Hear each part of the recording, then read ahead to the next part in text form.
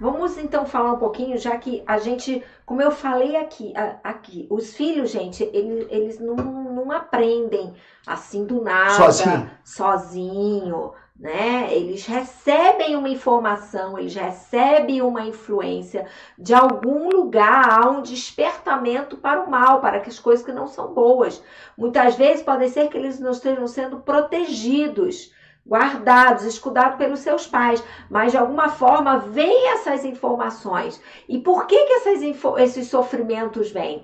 Por que isso chega na vida dos nossos filhos? Muitas vezes porque não tem um pai e uma mãe o quê? Escudando, guardando. Mas tem muitas razões para isso, né? É Por que verdade. esse sofrimento chega até os filhos? E aí tem muitos aqui, eu estou vendo pelo chat aqui de conversa, meu filho está com isso, está com aquilo. Existem razões para isso. É verdade.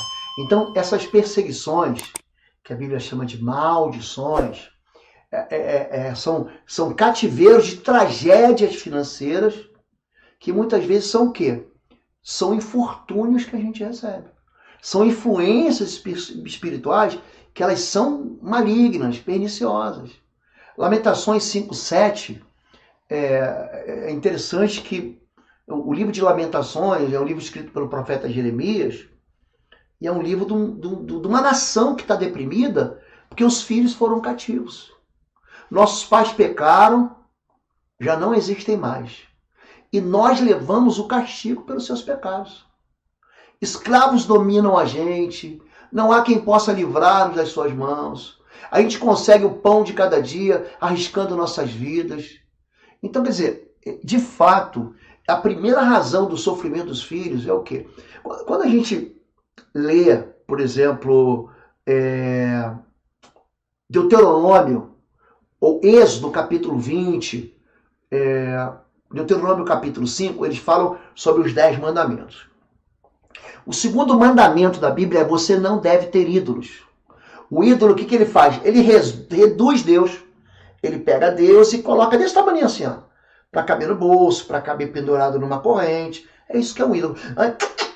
A pessoa confia no ídolo e ele não consegue entender, ele não consegue falar com Deus. O ídolo rouba a glória de Deus. É por isso que Isaías 45 diz: a minha glória não vou dar para o ídolo. Não vou dar. E aí, a pessoa, ela aprende isso dentro de casa.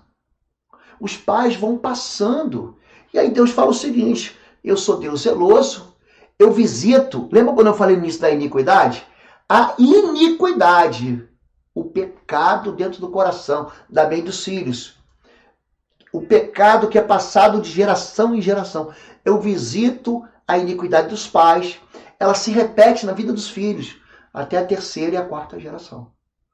Então, como o pecado continua existindo, os demônios vão continuar ali. Vão continuar. Enquanto você alimentar demônios com desobediências, com estupidez, com ódio, com amargura, com idolatria, com feitiçaria, com adultério, com sexo desvairado. Não adianta você pedir para um pastor orar. Não adianta você... O demônio vai sair e vai voltar. O demônio vai sair e vai trazer outro sete. Outro sete, eu já expliquei aqui. Aí vem o sete lodo.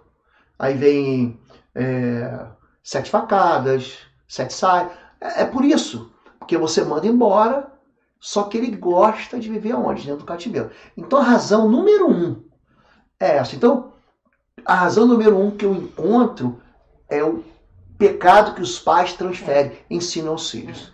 Então vamos. E isso é muito realmente. E não só é importante, como também delicado, porque envolve toda a família. Toda a família. Toda a família. Então você precisa. Muitas vezes estamos focados só no filho, na informação de como aquilo aconteceu, mas existe uma porta de contaminação, um acesso. E esse acesso, essa porta, como o pastor Lobo falou aqui sobre a importância de você fazer o quê? Um levantamento, uma investigação, porque muitas vezes essa porta de entrada, essa essa acesso, essa forma de brecha. acesso, como Satanás chega até os nossos filhos, pode ser uma porta que foi aberta ou lá atrás ou por nós, e que também, olha o que é grave, às vezes está afetando a gente, o casal, o pai e a mãe, e eles não sabem. E aquilo já transferiu. Então, aqui um exemplo, um pai ou uma mãe que bebe, né? E ele não acha aquilo que é mal, assim, né? Não, socialmente, bebe um pouquinho de vez em quando, quase todo dia. Aí lá na frente, quando ele vê o filho fazendo isso, ele não tem ideia que essa porta pode ter sido aberta através da vida dele, ou talvez até, lá do papai. Do avô. Do avô. O avô ensinou o filho não.